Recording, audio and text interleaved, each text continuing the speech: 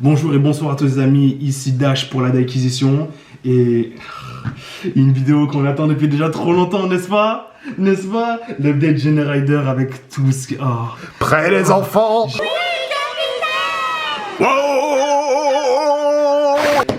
Je sais pas, un mot de début, un mot de la fin, je suis tout chamboulé, là j'y pense encore, je pense au support, je pense à Birgram, je pense je pense à Chimera qui aurait dû rentrer dans le deck mais j'ai dû faire des sacrifices, je pense... À une époque je disais que Generider c'était pas fort, bon voilà, voilà, j'ai plus le droit de dire le contraire maintenant. J'ai juste plus le droit de dire le contraire au jour d'aujourd'hui. Bah du coup peut-être raconte aux viewers ce qui t'a prouvé le contraire récemment. Non mais ça comptait pas. Pourquoi vous parlez tous comme si c'était un vrai événement? C'était pas un événement mais il y avait quand même des tryharders. Bon en gros, on était à l'Epita avec 2-3 copains et j'ai joué Generider parce qu'on m'a dit Trevor j'ai envie que tu gagnes. Je fais ok, j'ai pris. C'est vrai en plus. Le pire c'est que c'est vrai, à la base Check up Wakaput, j'allais jouer Traptrix, c'est bon? J'allais jouer Traptrix, il m'a dit non bro j'ai envie que tu gagnes. Je fais ok. Et il a gagné ce schlag. D'ailleurs Traptrix ça arrive les gars, vous-même vous savez. On était en duel en fait. Le premier match c'était contre un Life to Win. Je l'ai 2-0 avec Generider 1. Ensuite j'étais contre le fameux, le connu, le Stardust Bestial, c'est ça ouais? Le Stardust Bestial, je l'ai 2-0. On a fait un tournoi à l'Epita, j'ai gagné le tournoi à l'Epita, c'est bon? C'était pas volontaire, d'accord? Carrément j'ai BM mes adversaires, je leur dis bonne victoire. Est-ce que c'est bon pour vous? J'ai avoir des ennemis. Encore.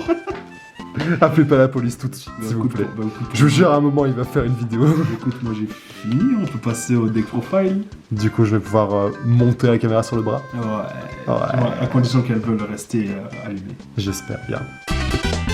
Can I get some burgers? Can I get some burgers with some generator? Do you think it's better with some burger better? Can I get some turkey? I need more protein. Can I drink some whiskey? I could drink a fontaine. C'est des solides sur McDonald's. Donc, mesdames et messieurs, après ce shitpost incroyable que fut cette merveilleuse intro, je vous propose de passer à juste simplement à la deck profile. Il n'y a pas énormément de choses qui ont changé, mais le peu de détails qui ont été déplacés ont leur importance, surtout dans le petit combo qui suit. C'était un mensonge, la dernière fois tu jouais à 40. C'était il y a tellement d'années. On joue toujours 3 niveaux boss, je lis plus les cartes Yu-Gi-Oh, c'est fini. On joue 3 quests, on joue 3 malédictions, trop fort maintenant qu'on a beaucoup trop de niveau 9. 3 Kiri. 3 malédictions du Kiri. Non, juste malédiction du Kiri. Non, la malédiction du... Non, pas la malédiction du fromage de bille. On joue 3 World Legacy qui sont toujours aussi indispensables dans le deck. Ensuite, on part sur les petites one-off, mes petites surprises à moi, où j'ai une foolish parce que maintenant Vara existe et Birgram existe. La surprise du chef. On joue une terraformation, je pense que ça devrait suffire comme explication. On joue un réseau habillé parce qu'il y a écrit Monster Reborn de niveau 9. Moi j'aime bien Monster Reborn dans mon deck. Et on joue Appel de l'étrange. Non, pas Appel de l'étrange. J'ai envie de jouer Appel de l'étrange, d'accord? Appelé par la tombe. Je joue Appelé par la tombe parce qu'on rêve toujours d'avoir repassé à 3. Moshi tombe d'escale. C'est pas une vraie vidéo de l'acquisition si on se plaint pas que Colba est tard. Je te jure. Mon petit coup de cœur personnel, j'aime bien jouer 3 starters dans mes decks. Du coup on joue 3 Loptre, 3 Diviner qui est une one card combo Baron, pas besoin de l'expliquer. 3 Floraison de Feu qui... On joue 3 Vara qui est la toute nouvelle carte à cet archétype et qui fait un café monstrueux à elle seule, elle vole les games. Quand elle est dans la main ou dans le cimetière, tu peux défausser une carte Generider pour l'invoquer spécialement. Et quand elle est invoquée spécialement, tu peux invoquer spécialement monstre Generider depuis ta main ou ton cimetière sans target. C'est une merveille. Même si elle est bannie, si elle quitte le terrain lorsqu'elle est invoquée spécialement par son propre effet, c'est merveilleux. Que demande le peuple? Ça y est, genre, on a eu la X6 de Mulkio, et moi j'ai eu ça. C'est bon, Konami, sortez plus de support, ça y est. On joue toujours 2 arts parce que ce ratio-là, le ratio des monstres Generider n'a pas vraiment changé. On joue toujours une Mardel, un Nidhogg, un Utgarda, une Ella et un Frodi. Vous les avez vus? Avez-vous entendu?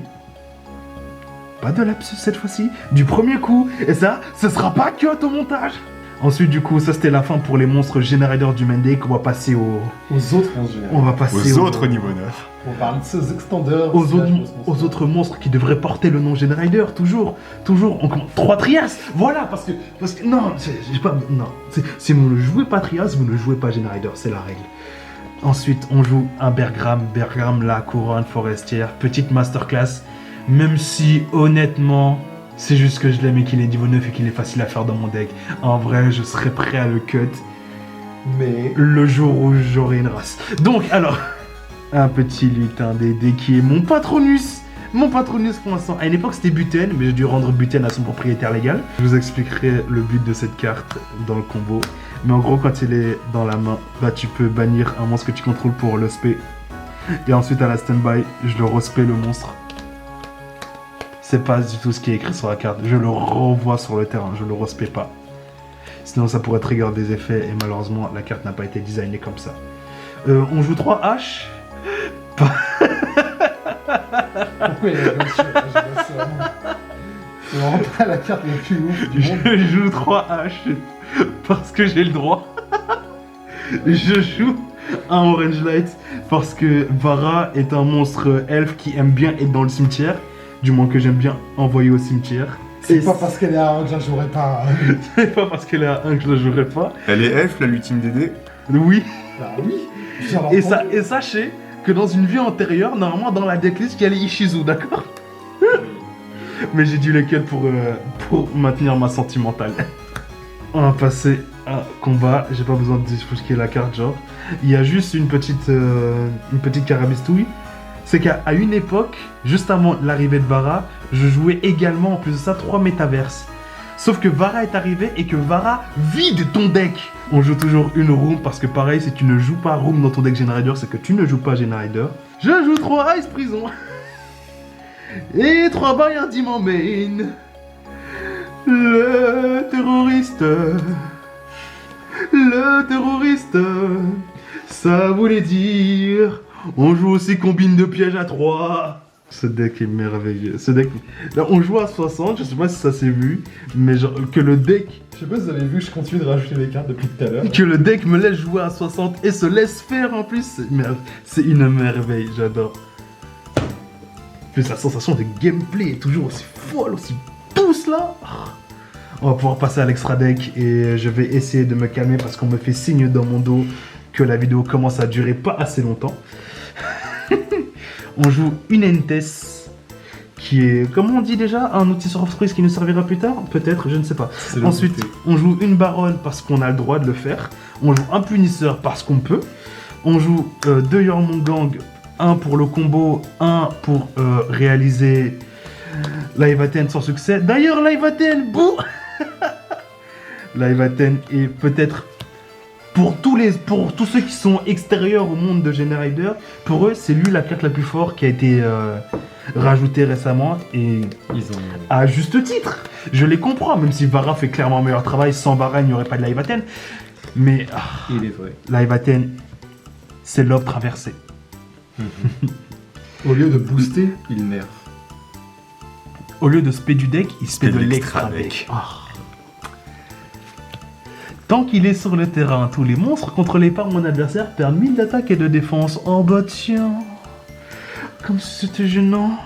Une fois par tour, soft once per turn, effet rapide, je peux le sacrifier pour invoquer spécialement un monstre non elfe Generator depuis mon extra deck. Puis je peux lui attacher des matériels depuis les terrains ou les cimetières sans cibler, égal au nombre de matériels que lui avait à la base.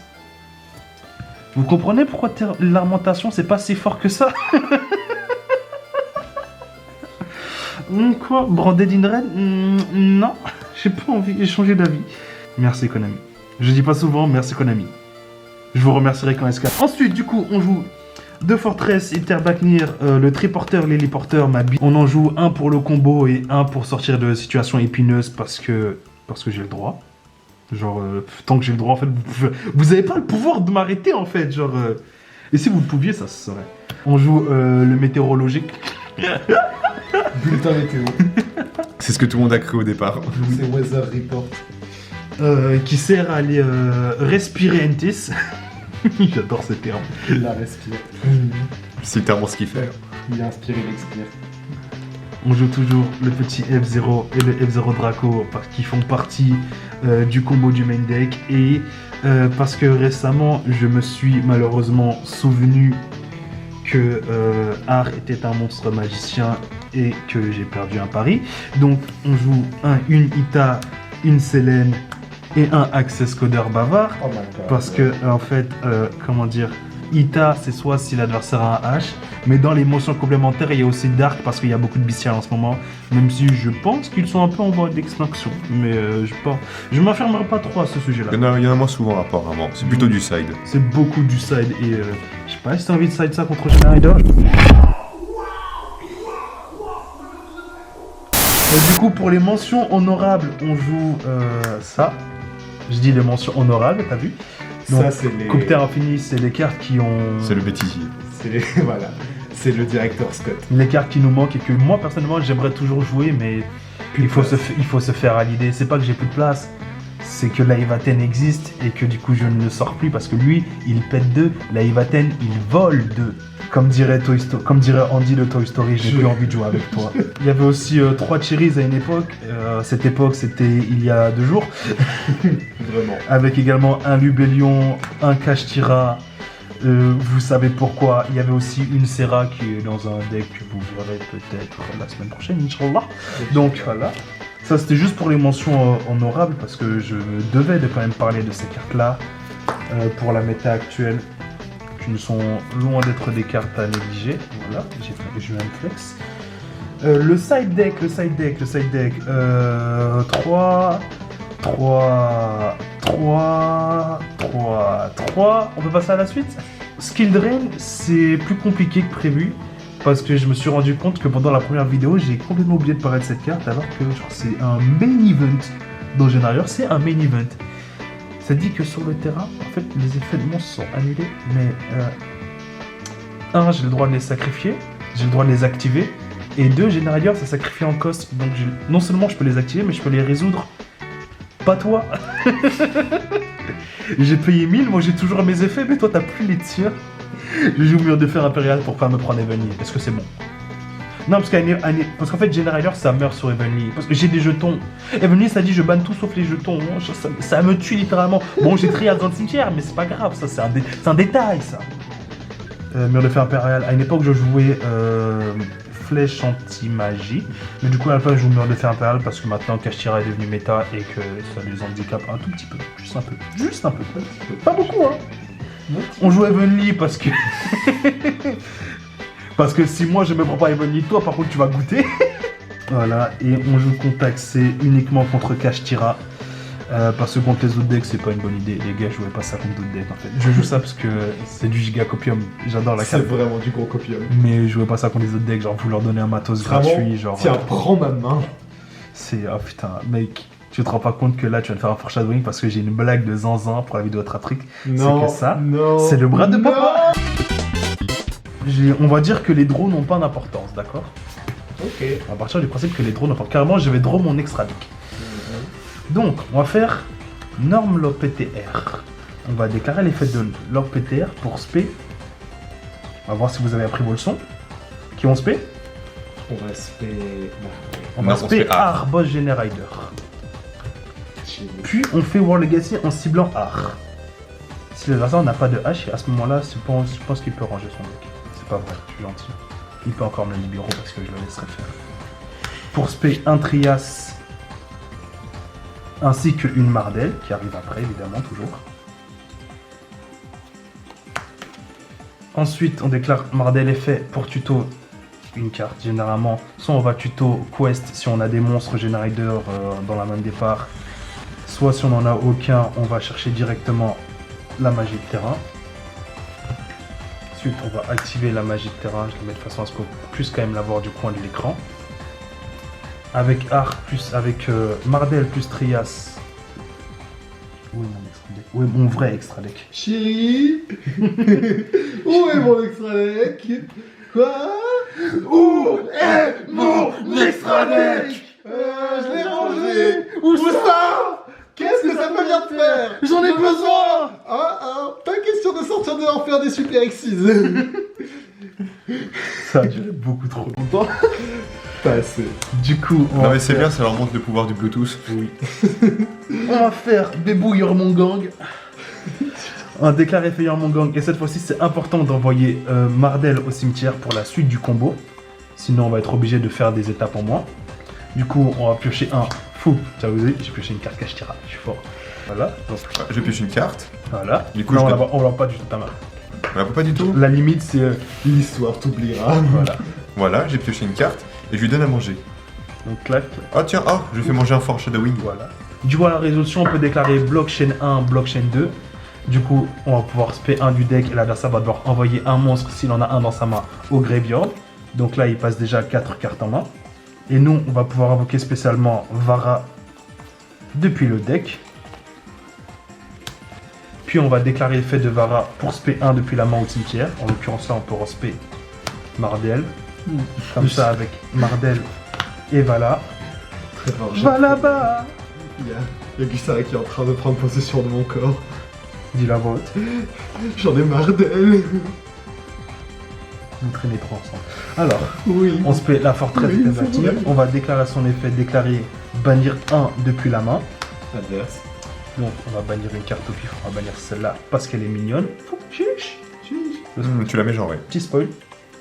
Petit spoil. Et ensuite, à partir de là, Soit du spoil, soit du flashback. on peut, si on a toujours une carte Generator en main, ce qu'on peut faire généralement, c'est qu'on peut encore refaire Vara en défaussant une carte pour l'aspect, puis faire un live Athènes. Puis avec les deux, on va gentiment rendre à l'adversaire ses cartes. Rappelez-vous, le vol c'est mal moyé. Pour faire de F0, non, toi reste là. Toi je t'ai pas dit de partir. F0 et F0 Draco. Et du coup la différence avec le board d'avant, avec le board d'il y a 2 ans, c'est que maintenant non seulement il y a art en plus sur le terrain, mais si on a une carte en plus, une Generator, on peut la défausser pour spé Vara, et avec Vara, vu que là à ce niveau là c'est trop tard pour faire Nibiru, genre dès que art a touché, dès que World Legacy s'est résolu, il n'y a plus de Nibiru qui traîne. Et on peut faire Live Athènes. Et Live Athènes qui va à lui seul valider le reste du board. Ah, c'était le 2 cartes combo. On a pioché 1, on lui a donné 1 évidemment, donc il nous reste techniquement 3 cartes en main. Donc potentiellement 3 backrows. Donc l'adversaire là va devoir commencer à jouer avec 4 cartes en main. Sauf qu'à sa draw phase, j'ai l'effet du terrain. Donc il y a Art qui va revenir en mode Hey, Hello, Mario. did you miss me? Did you miss me? Bonjour, Mario. Ensuite, l'effet du terrain pour mettre nos jetons. Et petit rappel à ne pas négliger, c'est que du coup, il y a Trias dans le cimetière. Trias qui est pas très connu de la communauté. Je pense que je vais sacrifier 3, piocher 2, péter une carte que tu contrôles. As-tu une réponse? Comment ça, non? Écoute, je vais piocher 2 cartes. Donc j'aurai 2 cartes en plus pour le prochain tour. Ah putain, j'imagine encore si Trias était un Generator. Ça voudrait dire que tu pourrais le tuto. Le reborn. Le spé du deck. Pardon. Le cost avec Vara. La partie Access Code, c'est juste que Vara qui se spé gratuitement n'importe quand, et feu, du coup on joue Ita. Mais Live Athènes et feu, donc on joue Ita. Mais sinon, généralement, vu qu'il y a art, en fait, ça va dépendre plus de ce qu'il va y avoir dans les decks adverses. S'il y aura. Parce que si les gens recommencent à jouer des entraps du genre H, on va pouvoir faire Ita facilement. Mais s'ils sont plus toujours dans la mode Beasted, on va rejouer Dark. On va faire juste un petit rappel de ce qu'est ça. De la version du coup avec Divineress, qui est pas trop différente à un petit détail près. C'est que il y a Baron sur le board. Il y a l'ultime. Du coup, on va juste faire énorme effet pour envoyer Bébou Trias.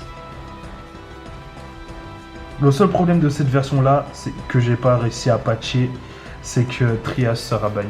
Donc ensuite, on déclare effet Trias en sacrifiant Diviner en cost pour le spé. Faire effet Diviner pour spé lutin DD. À ce moment-là, on peut jouer les Saligo. On va chaîne War Legacy. C'est le flex. Là, généralement, on va juste mettre les Generator dont on s'en fiche.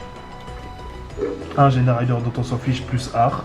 Juste histoire, puisque là, vu que Lutin DD sera la 5ème summon, comme ça on pourra au moins se protéger un minimum. Protégez-vous les enfants. Sortez couvert.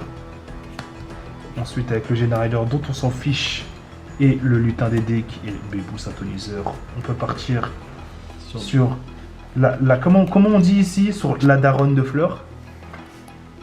Et en gros, si on ne fait pas Lutin DD, du coup si on est plus loin dans le grand game, on peut invoquer à la place le Orange Light pour, au lieu de faire Baronne, faire le punisseur qui dans certains Orange Sun. Waouh. Et là du coup, pour éviter que Trias soit banni, pour le sauver, on peut soit faire un live Athènes. Tu es sauvé. Si on n'a rien d'autre de prévu.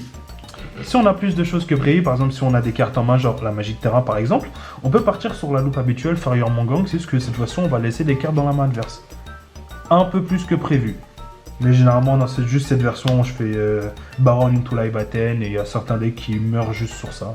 Et une negate plus je lui ai volé 2 cartes, il peut pas jouer. Juste en 2 cartes, voilà. A vous de voir la version que vous préférez, la version qui arrive le plus en fonction de votre main de départ surtout. Bah écoutez, je pense que je vous ai assez fatigué pour l'instant. Je reviendrai peut-être vous voir.